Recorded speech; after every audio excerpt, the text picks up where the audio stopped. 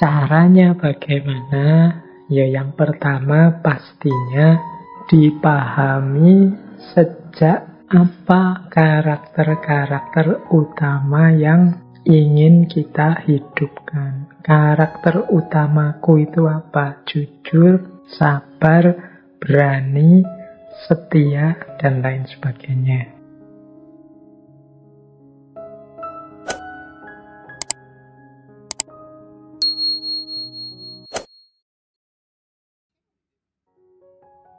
Kita ini kan ketika ingin mengambil satu keputusan moral harus punya prinsip-prinsip. Dalam dunia etika, dunia moral, khususnya moral yang terapan, ketika dijalankan, ketika diaplikasikan, ada dikenal 5 prinsip moral dasar.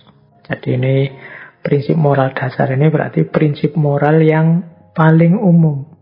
Kita jangan sampai nabrak 5 prinsip moral yang umum ini. Yang pertama otonomi, yang kedua non-maleficence, yang ketiga beneficence, kemudian justice dan fidelity. Yang pertama prinsip moral itu otonomi. Karena moralitas itu mengasumsikan harus diawali dari otonomi, kebebasan. Mengapa harus otonom?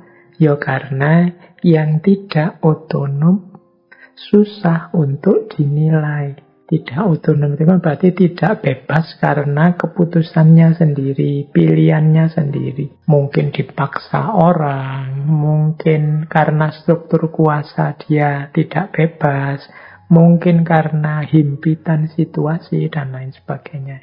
Ini membuat dia tidak otonom. Ketika situasi otonom tidak terjadi, ya kita tidak bisa mengambil atau menilai secara moral. Misalnya terjadi kasus pemerkosaan misalnya. Terus dia diinterogasi, mengapa kok sampean memperkosa orang?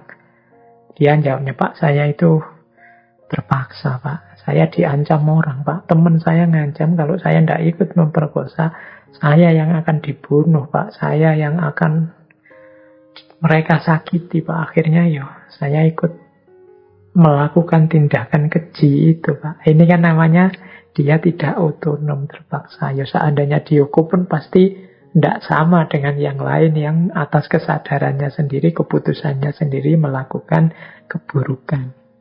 Maka moralitas itu akan tegak, akan bernilai kalau di sana ada otonomi. Kebaikan seperti apapun, kalau itu hasil dari paksaan dan keterpaksaan, nilai moralnya, nilai etiknya tidak tinggi. Jadi tidak bisa, kalau dalam bahasa agama tidak bisa sepenuhnya dia disebut sebagai akhlak yang karimah. Wong itu dipaksa, wong itu terpaksa. Tidak diputuskan sendiri, tidak dipilih sendiri. Sama kayak adik-adik kita, anak-anak kita yang masih kecil itu kan kadang-kadang sok rewel, nakal, disuruh sholat tidak mau, terus kita paksa sholat. Akhirnya dia sholat sambil terpaksa, sambil monyong-monyong, sambil sedikit ngamuk, sambil... ini kan yang dia lakukan ini baik sebenarnya, kebaikan wong sholat. Tapi nilainya kan beda dengan kalau dia sholat dengan kesadarannya sendiri, keputusannya sendiri. Jadi prinsip pertama adalah otonomi. Jadi moralitas itu membutuhkan situasi yang otonom, prasyarat yang otonom, baru bisa dijalankan. Yang kedua, prinsip tidak menyakiti, tidak menyusahkan, tidak menyengsarakan orang, non-maleficence. Non-maleficence ini prinsip tidak menyakiti. Jadi pastikan nanti keputusan moral apapun, tindakan moral apapun tidak membuahkan kesakitan, kesulitan, kesengsaraan secara kita sengaja pada orang lain. Jangan memutuskan sesuatu, saya ambil ini sajalah, biar saja dia sengsara, biar saja dia sakit, yang penting aku enak. Nah, ini kalau kita memutuskan dengan cara berpikir begini, berarti kita termasuk orang yang kurang bermoral atau tidak bermoral. Karena prinsip dasarnya moral itu tidak menyakiti. Jadi kalau teman-teman bingung, tadi kan banyak dilema-dilema moral, mana yang harus saya pilih ini? Pilihlah yang paling tidak menyakiti orang lain. Non-maleficence. Jadi ini penting. Jadi kalau ada tindakan-tindakan kok itu menyakiti orang, menyusahkan orang, menyengsarakan orang secara sengaja, berarti itu sebenarnya tindakan yang nabrak prinsip moral. Berarti itu tindakan yang tidak bermoral. Nah, itu prinsip kedua. Ya, saya tidak mungkin menjelaskan detail ya. Yang menyakiti itu seperti apa sih, Pak? Yang menyengsarakan itu seperti apa? Ya, nanti teman-teman ngerti sendirilah. Kontekkan dengan situasi teman-teman masing-masing. Aplikasikan prinsip ini secara bijaksana. Ini prinsip yang kedua. Prinsip yang ketiga, beneficence. Beneficence ini prinsip kebaikan, kemurahan hati. Kalau tadi tidak menyakiti, kalau ini memberikan yang menyenangkan, menggembirakan, membahagiakan. Kalau kita sedang dilema, ingin memutuskan sesuatu, ini baik, Pak. Ini juga baik ya. Yo pilih saja yang lebih menggembirakan, lebih menyenangkan. Ini prinsip ketiga. Jadi prinsip kemurahan hati. Jadi kita memberikan yang baik, yang terbaik untuk orang lain. Prinsip yang keempat adalah prinsip keadilan. Prinsip keadilan ini berarti prinsip yang tidak boleh memihak, tidak boleh zalim, mengambil haknya orang, tidak boleh memperlakukan orang lain secara diskriminatif, tidak boleh berat sebelah, dan lain sebagainya. Dulu kita pernah 1 bulan khusus ngaji filsafat tentang keadilan. Keadilan itu nyawanya moralitas. Mengapa manusia perlu untuk menghidupkan moralitas, menghidupkan etika demi situasi hidup yang adil. Manusia itu oleh Allah diturunkan ke muka bumi, antara lain sebagai khalifahnya untuk mengelola bumi. Tujuan utamanya ya menghidupkan keadilan ini di muka bumi. Besok di akhir zaman katanya Imam Mahdi turun, Nabi Isa turun, dalam rangka apa? Menegakkan keadilan. Jadi puncak skenario hidup ini harus berakhir pada keadilan. Karena kita ini manusia yang oleh Allah diberi amanat sebagai khalifahnya untuk menegakkan keadilan. Jadi kalau ada dilema-dilema etik, mana keputusan yang saya ambil, mana keputusan yang harus saya pilih, antara lain, pilihlah mana itu yang paling dekat dengan keadilan. Mana yang paling tidak diskriminatif, tidak berat sebelah, tidak menzalimi orang. Nah, ini prinsip yang keempat, justice. Prinsip yang kelima kemudian adalah fidelity. Fidelity ini bisa kita artikan kesetiaan, loyalitas, bisa dipercaya, menghargai komitmen bersama, itu fidelity. Biasanya fidelity ini antara lain ada ketika kita berinteraksi dengan orang lain dalam kita hidup bersama. Patuh pada komitmen bersama, taat pada yang sudah disepakati. Ini juga prinsip moral. mungkin sekali waktu kita berhadapan dengan pilihan-pilihan, satu di antara dua, parameter yang perlu kita gunakan adalah parameter fidelity dalam situasi tertentu, yaitu mana yang tadi sudah disepakati bersama, yang harus kita hargai bersama. Nah, itu fidelity. Karena orang yang tidak punya kualitas fidelity ini orang biasanya disebut orang yang tidak loyal, seorang pengkhianat. Jadi jangan mengambil keputusan yang mengkhianati kesepakatan bersama. Nah, ini namanya fidelity. Ya. Situasi-situasi tertentu kita perlu menghidupkan prinsip fidelity ini. Jadi teman-teman, ada 5 prinsip moral. Khususnya ketika kita ingin menjalankan rumus-rumus kebaikan dalam hidup, yang 5 ini jangan ditabrak.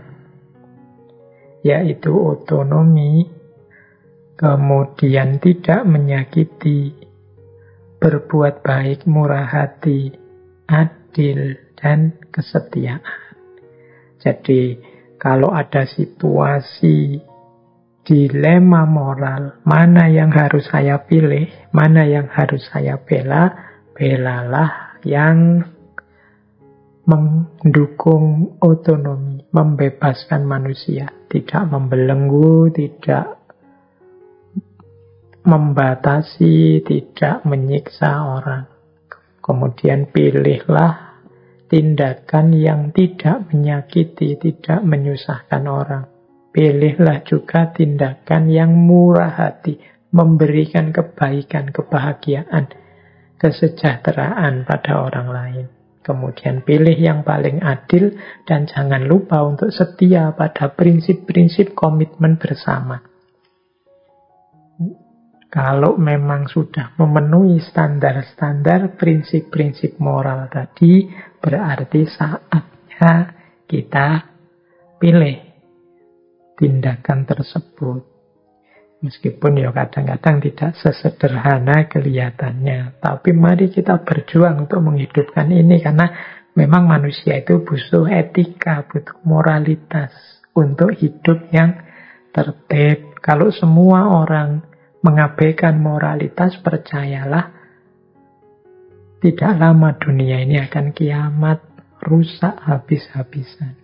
Jadi bermoral itu kebutuhan kita, tidak sekedar kewajiban kita. Karena dengan kita menghidupkan aspek akhlak, aspek moralitas, kehidupan kita bersama yang lain, bahkan juga bersama alam, akan harmonis, nyaman, dan menyenangkan. Tapi kalau kita serba konfrontatif, menyerang orang lain, membatasi kebebasan orang lain, ingin menyakiti, membuat sengsara, membuat kecewa orang-orang yang kita benci, kemudian tidak adil, tidak setia kita pada kesepakatan prinsip-prinsip hidup bersama untuk membuat keputusan moral, itu ada model namanya utilitarianistic approach, pendekatan utilitarian. Pendekatan utilitarian ini frameworknya tadi teleologis, melihat hasilnya. Utilitarian ini berarti melihat manfaatnya. Jadi manfaat yang paling besar seperti apa, itu yang diambil. Nah, ini namanya keputusan utilitarianistik. Keputusan utilitarianistik itu pertama-tama kita harus melihat siapa saja yang terlibat dalam problem ini. Keluargakah, temankah, perusahaankah, masyarakatkah, organisasikukah, dan lain sebagainya. Jadi problem ini berhubungan dengan siapa saja. Nah, kemudian kita harus merangkai keputusan-keputusan yang mungkin diambil. Oh, solusinya mungkin ini, mungkin itu, mungkin ini, mungkin itu. Nah, itu kan solusi-solusi. Kalau sudah lengkap macam-macam solusi, baru kita urai. Kalau solusi ini tadi yang terlibat, itu kira-kira mendapat manfaat apa? Atau mendapat kerugian apa? Kalau saya ambil solusi ini, untuk keluarga ini agak menyakitkan, membuat mereka kecewa. Tapi untuk masyarakat akan menguntungkan. Ini untuk saya pribadi, ini agak menyusahkan. Tapi untuk organisasi, ini akan membahagiakan. Terus, kalau keputusan ini semuanya bahagia kecuali kelompok ini. Kalau keputusan itu semuanya rugi kecuali kelompok ini yang untung. Nah, ini namanya mengkalkulasi, menghitung siapa yang untung, siapa yang rugi. Kalau sudah, baru diputuskan. Keputusannya adalah pilihlah tindakan, pilihlah keputusan yang memberi keuntungan paling besar pada sebagian besar yang terlibat. Jadi yang untungnya paling besar dinikmati oleh sebagian besar. Itulah namanya pendekatan utilitarianistik. Jadi yang dilihat untung rugi. Kalau saya melakukan ini, yang rugi hanya dosen, saya untung, teman-teman untung, orang tua juga kecipratan keuntungannya. Berarti ini yang baik. Misalnya, kalau saya ngambil ini, yang enak hanya dosennya saja. Mahasiswanya susah, kampusnya susah, ininya susah. Kalau begitu ini jangan diambil deh. Ini cara berpikir seperti ini, namanya utilitarianistik. Mengambil keputusan berdasarkan guna dan manfaat yang paling besar pada paling besar kelompok. Ini jadi yang pendekatan pertama. Parameternya manfaat dan keuntungan. Manfaat dan keuntungan itu tidak selalu kemudian sifatnya ekonomi. Teman-teman nanti yang bisa ngukur apakah itu manfaat batinnya atau manfaat konkretnya, ataukah mungkin memang ekonominya atau apanya.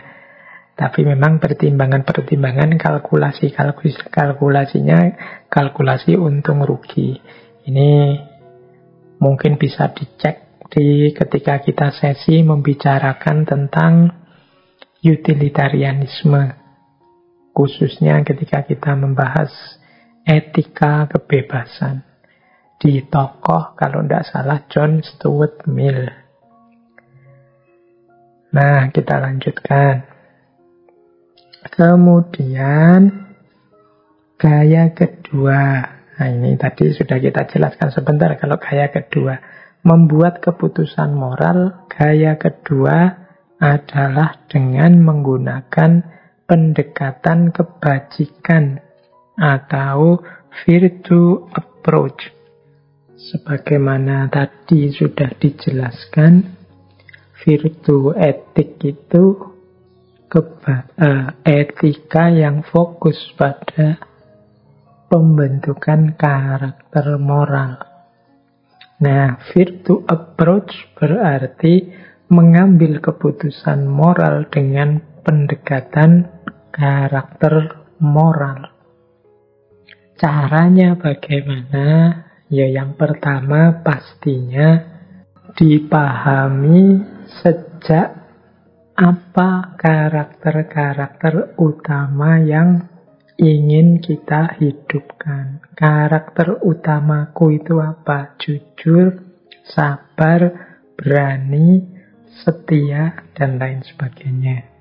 Setelah itu baru kemudian apa yang harus aku lakukan sehubungan dengan karakter tadi. Jadi di virtue approach itu misalnya prinsip utama yang ingin saya kedepankan adalah kejujuran. Maka dalam konteks kejujuran, di kasus ini apa yang harus aku lakukan? Atau untuk kasus ini kita butuh kejujuran, kesabaran, dan kesetiaan. Nah, dalam konteks kasus ini, tindakan apa sih yang mencerminkan kejujuran, keberanian, dan kesetiaan? Ini namanya virtue approach, pendekatan kebijaksanaan. Misalnya ada yang menghadapi kasus tuduhan perselingkuhan kayak isu pelakor kemarin ya yang rame itu. Mungkin teman-teman bingung ini memutuskannya gimana ini ya. Sehubungan dengan kasus ini, itu boleh pakai rumus tadi. Baik, sekarang kita pilih apa yang harus kita lakukan, asalkan mencerminkan karakter jujur, berani, dan setia. Misalnya, itu berarti apa? Apa bubar saja? Atau apa yang harus dilakukan? Itu coba dipilih. Yang penting mencerminkan jujur, berani, setia. Yang itu harusnya sudah menjadi karakter kita. Nah, nanti kalau sudah melakukan itu, terus dicek. Dicek itu untuk membuktikan apakah ini sudah benar pendekatan yang aku lakukan. Mengeceknya apa? Yang pertama adalah apakah yang kita lakukan itu memang mencerminkan prinsip atau karakter tadi. Kok keputusannya terus bubar? Apa dengan bubar itu masih mencerminkan prinsip kesetiaan? Masih mencerminkan prinsip keberanian, kejujuran misalnya. Itu yang pertama. Kalau ini harus dilacak korelasinya. Yang kedua, apakah aku puas, nyaman dengan keputusan tadi? Kok rasanya ndak enak ya, ganjel ya, ndak nyaman ya. Itu berarti ada yang harus dievaluasi lagi. Mungkin tindakannya salah atau prinsip dan karakternya ndak cocok. Saya milih prinsip untuk sabar. Saya sendiri orangnya ndak sabaran. Ya pantes keputusan seperti itu rasanya ndak nyaman bagiku. Berarti ada yang tidak cocok, tidak nyambung. Saya milih keputusan seperti itu, padahal keputusan seperti itu membutuhkan keberanian. Keberanian bukan bagian dari karakter saya selama ini. Itu terus aku jadinya tidak nyaman. Nah ini kalau sudah ada jawaban ini berarti tidak sesuai. Perlu dievaluasi lagi keputusan moralnya, berarti tidak cocok. Dan yang ketiga, bisa ditanyakan, apakah aku siap menjalankan yang sudah aku putuskan tadi? Kalau ternyata siap, ya kemungkinan memang cocok, sesuai. Tapi kalau kok rasanya berat ya Pak, kok rasanya tidak mungkin saya jalankan Pak, berarti tidak cocok. Mungkin perlu dievaluasi lagi, dicari rumusan-rumusan lain, tindakan yang lebih sesuai dengan karakter kita. Jadi pendekatan kebajikan, virtue approach dalam membuat keputusan moral itu diawali dari karakter-karakter utama yang kita miliki dan ingin kita hidupkan. Setelah itu tindakan apa yang relevan, yang cocok dengan karakter kita itu.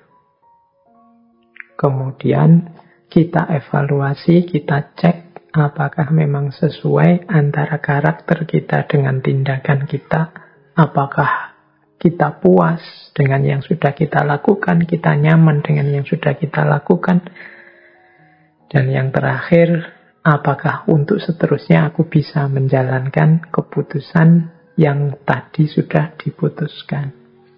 Jadi ini gaya kedua berpikir etik dalam membuat keputusan moral. Namanya virtue approach, pendekatan kebajikan, pendekatan virtue. Gaya ketiga kalau gaya yang ketiga ini sebenarnya mirip dengan utilitarianistik tadi. Tapi ada bedanya. Gaya ketiga ini namanya pendekatan common good. Common good ini kebaikan bersama. Kalau tadi utilitarianistik itu kan dicari yang paling manfaat, yang paling besar. Ini di utilitarianistik mungkin saja terjadi orang ingin mencari enaknya sendiri, senangnya sendiri, kelompoknya sendiri.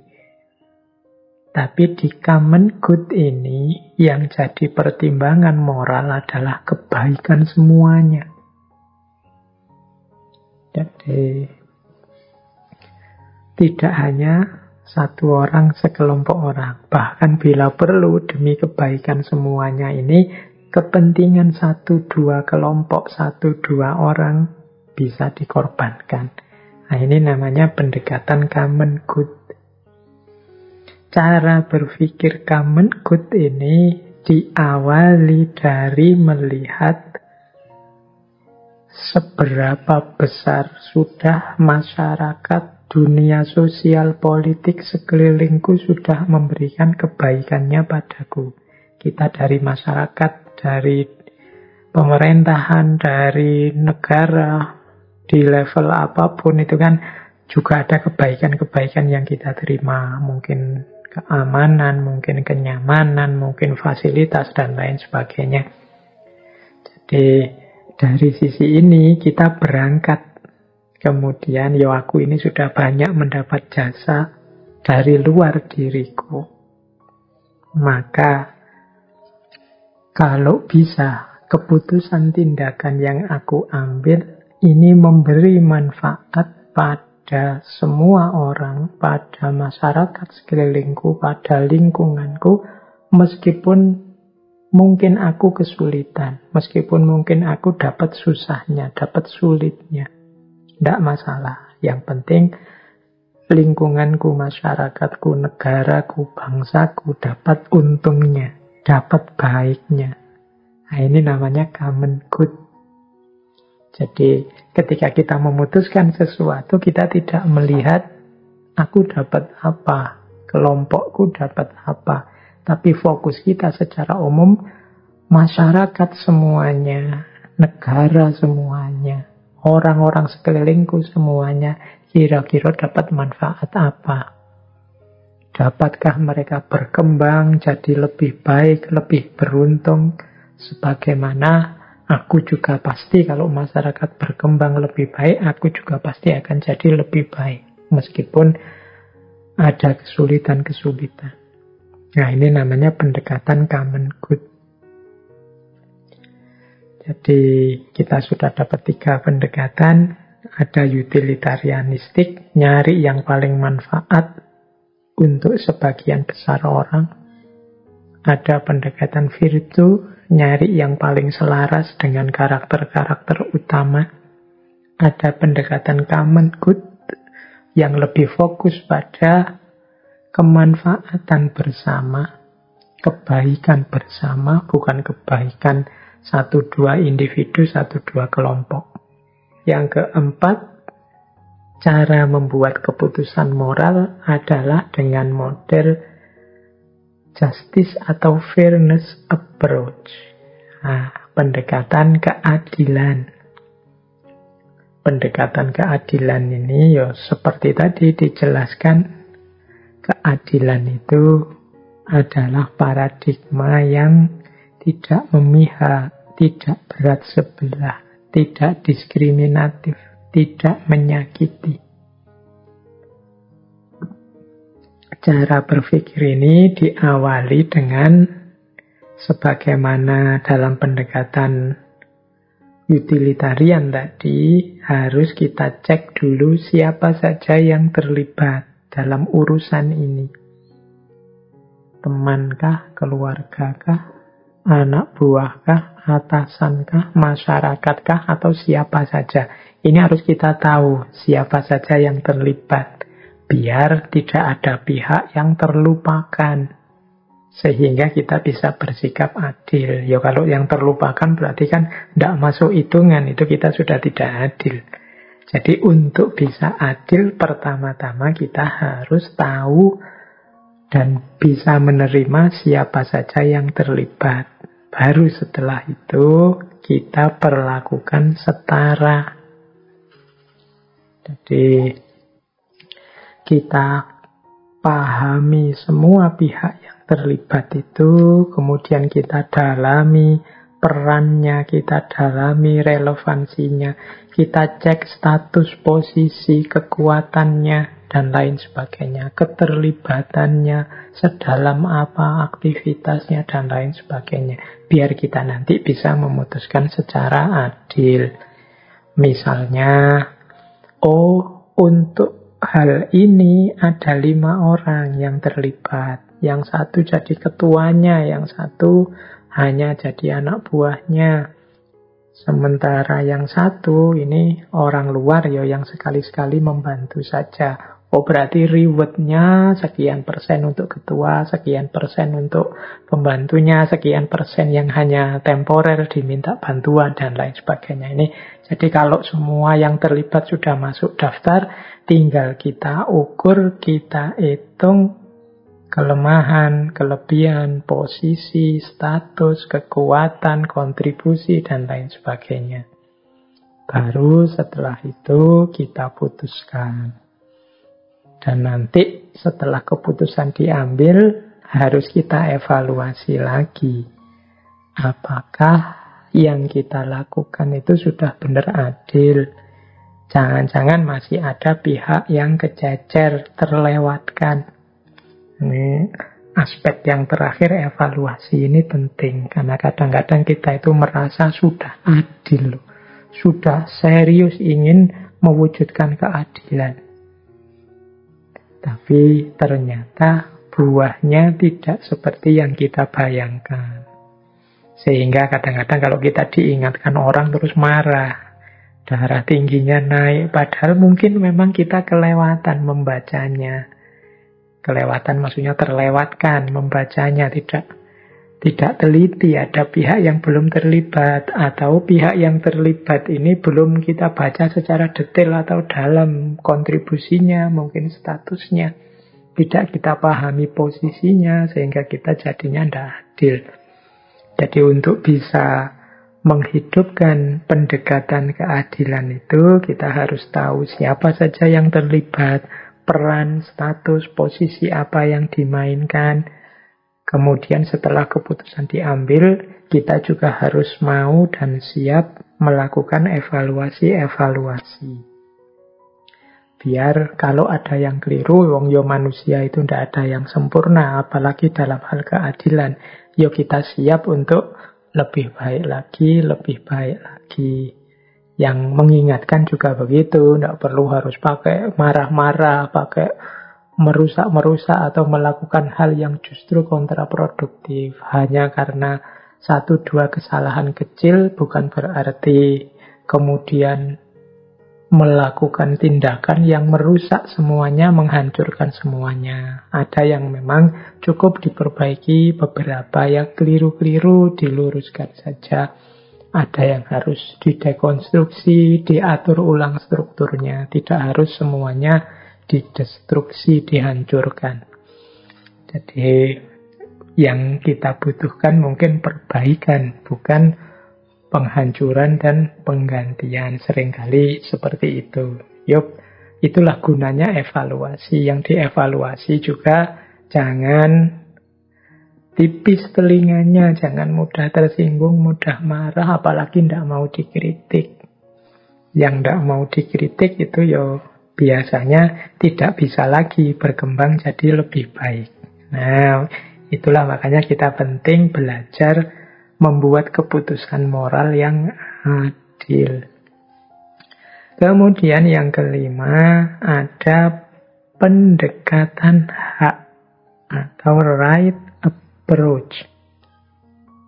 Jadi keputusan moral dengan pendekatan hak atau right ini, itu yang pertama-tama dilihat adalah apa hakku. apa hakmu, apa hak dia. Jadi siapa saja yang terlibat, kemudian kita pahami hak-haknya, kemudian kita ambil keputusan yang mendukung hak-hak itu atau yang tidak menabrak atau melanggar hak-hak itu. Jadi keputusan right approach ini adalah silahkan mengambil keputusan apapun asal tidak nabrak haknya orang lain. Asal tidak menghalangi orang memenuhi haknya atau mengambil haknya. Ini namanya right approach, keputusan moral. Setiap orang punya hak hidup, hak berpendapat, hak beragama, hak pendidikan. Ini kan hak-hak. Kemudian kita ingin mengambil keputusan. Perhatikan hak tadi. Ambil keputusan yang tidak menghalangi haknya orang untuk berpendapat, beragama, untuk pendidikan, bahkan apalagi untuk hidup. Jadi kalau keputusan kita kok nabrak hak-haknya orang lain, ya berarti termasuk keputusan yang tidak bermoral. Karena di antara prinsip moral itu adalah right hak. Jadi berarti apa? Ya nanti setelah kita ambil keputusan, mari kita evaluasi. Jangan-jangan keputusan kita itu mengambil haknya orang lain. Ngaji kita ini misalnya, itu bisa loh dianalisis pakai right approach. Kita ngaji mulai jam 8, selesainya jam 10. Nah, mari dievaluasi. Jangan-jangan dari jam 8 sampai jam 10 ini nabrak beberapa hak. Mungkin haknya orang untuk istirahat. Waktunya istirahat kok diganggu dengan ngaji. Oh, makanya ngaji ini tidak boleh wajib.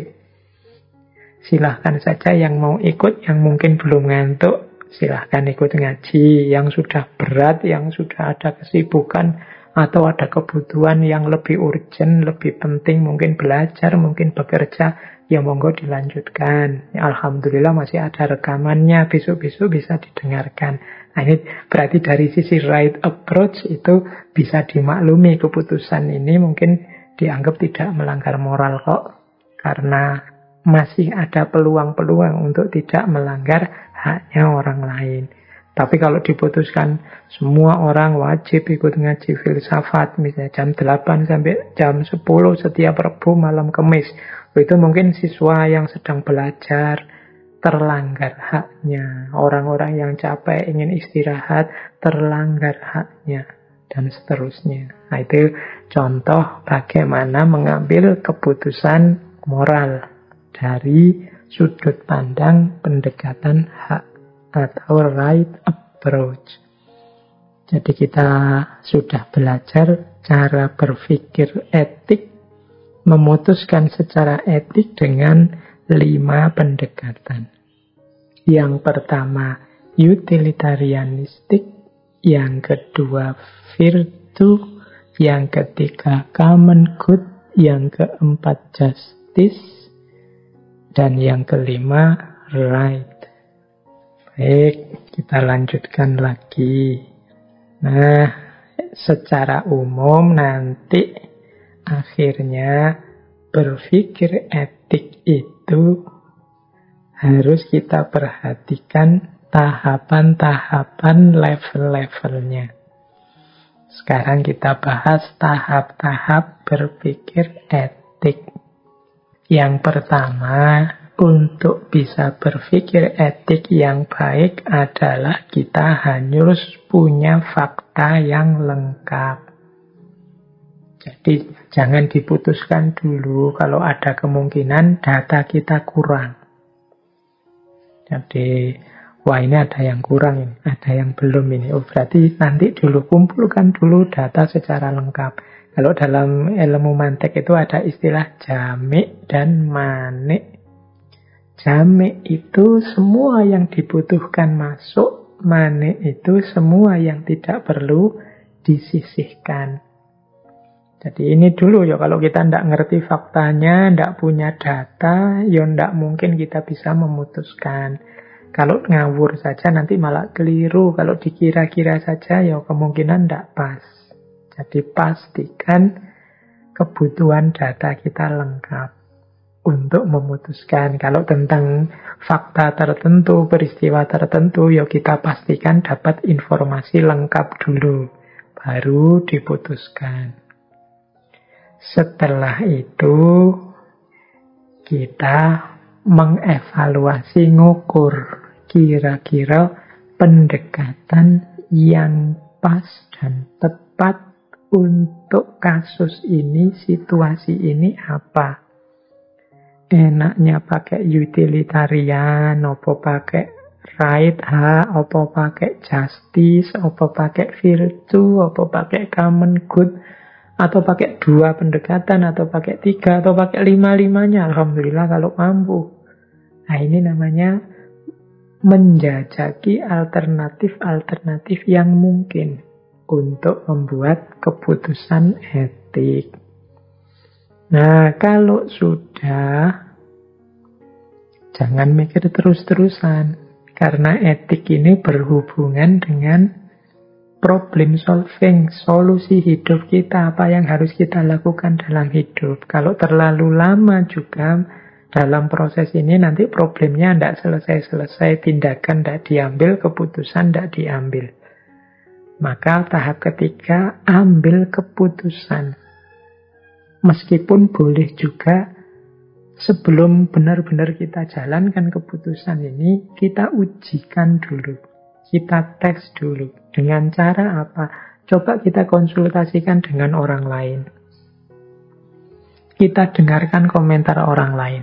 Ini konsultasi dengan orang lain itu untungnya 2. Yang pertama adalah ngetes kita nyaman atau tidak menceritakan keputusan kita tadi pada orang lain. Biasanya kalau keputusannya itu agak tidak terlalu etis atau agak tidak bermoral atau agak buruk, itu kita menceritakannya agak jengah, agak enggan, tidak enak ceritanya.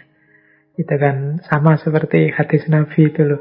Al-ismu mahaka fi sodrika wa karihta ayat toli'a alaihin nas. Dosa itu apa yang ada getar di hatimu yang kalau diceritakan pada orang lain, engkau merasa tidak suka, enggan. Jadi orang tahu kita akan melakukan itu kita tidak suka. Itu kemungkinan sesuatu yang buruk atau jelek. Kita harus evaluasi lagi. Dan yang kedua tentunya ya kita dengarkan komentar orang itu. Ketika kita sudah cerita, saya itu loh Pak, ingin melakukan ini, akan melakukan ini, kira-kira menurut Bapak gimana ya? Nah, ini kalau kita sudah nyaman ceritanya, ya kemungkinan positif. Kemudian kita dengarkan tanggapannya beliau. Oh, menurut saya bla bla bla bla. Ini namanya menguji keputusan kita. Kalau sudah kita putuskan dan mungkin sedikit-sedikit sudah kita uji, baru kita laksanakan. Jadi kita jalankan yang sudah diputuskan. Jangan berhenti di keputusan saja, berhenti di niat saja. Harus juga kita jalankan. Wong itu kebaikan. Kalau tidak kita hidupkan, ya kualitas hidup kita tidak meningkat, problem-problemnya tidak selesai. Cuma menjalankan keputusan tadi bukan tahap final. Tahap finalnya itu adalah evaluasi lagi. Sudah saya jalankan seperti keputusan yang diambil. Nah, sekarang sudah cocok tidak sih hasilnya dengan yang diharapkan? Kira-kira memang sudah pas apa belum? Kira-kira kalau seandainya saya ulang, apakah memang keputusannya masih seperti ini? Ada situasi yang berubah enggak? Ada data baru enggak? Ada perkembangan-perkembangan baru enggak? Nah, ini evaluasi. Jadi kita enggak bisa hanya pokoknya tadi sudah dipertimbangkan matang, sudah dijalankan, ya selesai. Wong kita manusia enggak sempurna. Maka yuk setelah kita jalankan pun kita ambil waktu untuk melakukan evaluasi. Siapa tahu ada yang meleset, siapa tahu ya benar sih keputusan itu dulu, tapi sekarang ada situasi yang berubah yang juga harus kita pertimbangkan. Nah, inilah tahapan-tahapan berpikir etik yang menurut saya penting untuk kita perhatikan step-stepnya biar tidak asal. Biar tidak hanya mengandalkan insting secara alamiah saja. Latihan hidup secara tertib dan sadar. Seperti kata Sokrates kan, hidup yang tidak diuji itu hidup yang tidak ada harganya. Mari kita membuat hidup kita berharga dengan berpikir etik secara serius. Sehingga kita mengambil keputusan itu berarti keputusan yang sadar, keputusan yang kita pahami benar apa dan mengapanya. Baik, ini waktunya sudah tidak lama lagi. Saya ingin menutup diskusi kita malam hari ini tentang problem berpikir etik ini dengan 3 cara berpikir etik yang mungkin harus didiskusikan lebih panjang lebar karena tidak cukup waktu kita untuk membahasnya secara singkat, ya di lain waktu. Yaitu 3 isu, ya malam hari ini saya sebutkan pancingannya saja, definisi umumnya saja. Yang pertama adalah tentang relativisme etik. Yang kedua adalah tentang altruisme. Kemudian yang ketiga adalah tentang egoisme. Jadi relativisme, altruisme, egoisme.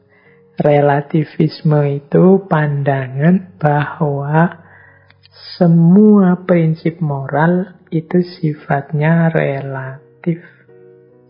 Tidak ada yang pasti. Baik buruk itu tergantung kepada rujukannya. Kalau bahasa Inggrisnya relative to.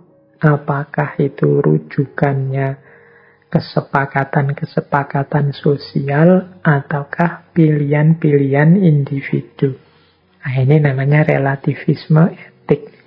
Oh, ini perdebatannya rame kalau dalam dunia filsafat etika. Jadi ada pandangan memang yang menyatakan prinsip-prinsip moral itu yang kita sebut prinsip kebaikan itu kan bikinan manusia juga. Kita yang menyatakan ini baik, ini buruk, ini mulia, ini tercela, itu kan manusia. Jadi ya sifatnya pasti relatif, tergantung situasinya.